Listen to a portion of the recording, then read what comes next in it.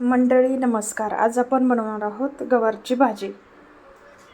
इथे मी गवार घेतलेले एक पावशर छोटे छोटे तुकडे करून घेऊयात आणि त्यासाठी लागणारे साहित्य: 1 वाटी शेंगदाण्याचं कूट, मीठ, हळद आणि लसूण आणि हे आपला घरचा सोलापुरी मसाला. आणि हे मी पावशर गवार घेतलेले आहे. आता आपण गवार धुवून घेऊयात.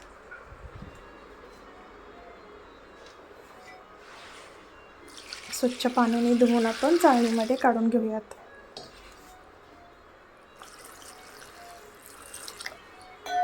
देशी गवार नाही आहे, त्याच्यामुळे थोडीशी जाडसर आहे. शिजायला थोडासा वेळ लागेल आणि थोडंसं पाणी पण लागेल शिजताना.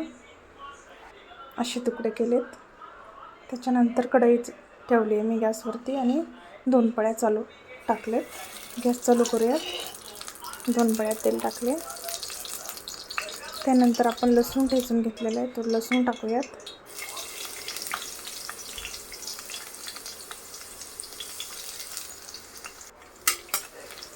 लसूण हलवून घेऊयात. आपण गवार टाकूयात आता.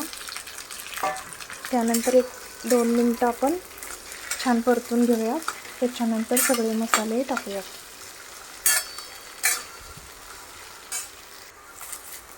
मीठ टाकूयात. शेंगदाण्याचं कूट,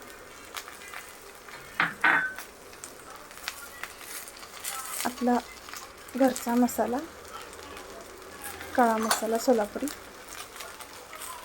हळद,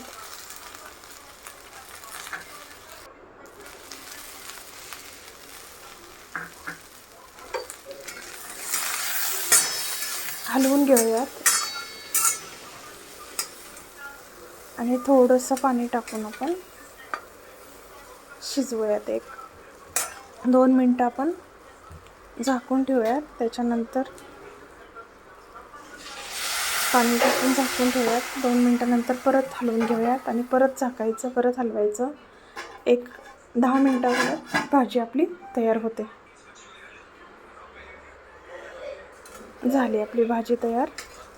बघा कशी दिसते आणि खायला पण खूप छान लागते, करायला पण सोपी.